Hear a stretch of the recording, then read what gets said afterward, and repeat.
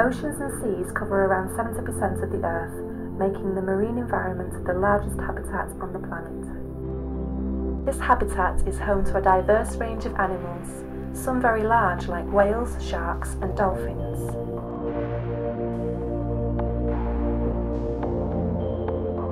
There are also a vast number of tiny organisms which are perhaps the most important of all life on the planet.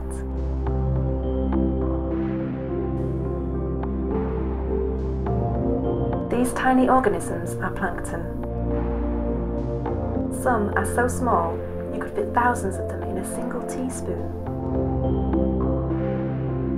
There are two distinct types of plankton. The first are plants, otherwise known as phytoplankton. These microscopic plants need light to grow, so are found in the top 10 meters of the oceans.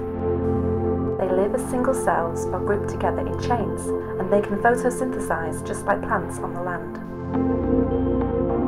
Phytoplankton absorb carbon dioxide and release oxygen.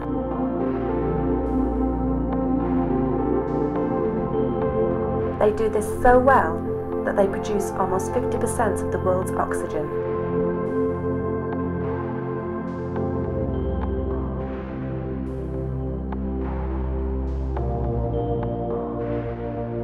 Phytoplankton are the foundations of the marine food chain.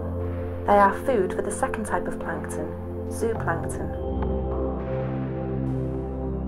Zooplankton are very important and one of the most numerous groups of organisms on the planet. There are two types of zooplankton. Holoplankton are planktonic organisms throughout their entire life cycle. This group includes copepods, ketognaths and pteropod mollusks.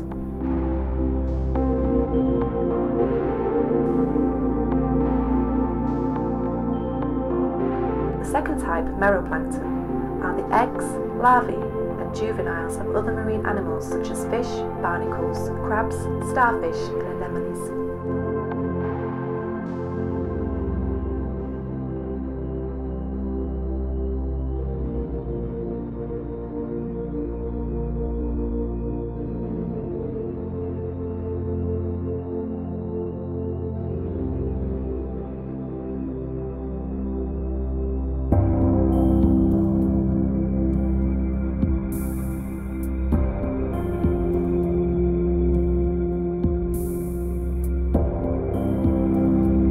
Zooplankton form the base of the marine food chain and feed larger animals such as fish, jellyfish, shellfish and corals.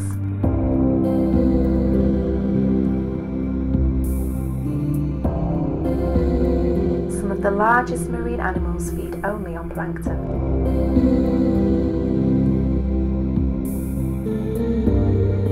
Basking sharks, manta rays, whale sharks and baleen whales can all hoover up millions of plankton in one mouthful.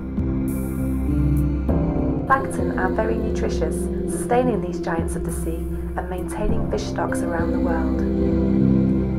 The diversity of marine life is highly dependent on the plankton in our seas and oceans. This makes plankton excellent indicators of change in the marine environment and means it is very important to continually monitor their abundance, composition and timing. The Sir Alister Hardy Foundation for Ocean Science is an international charity responsible for running and maintaining the Continuous Plankton Recorder Survey. SAFOS use commercial ships to tow the CPR, which collects plankton samples onto a moving band of silk mesh.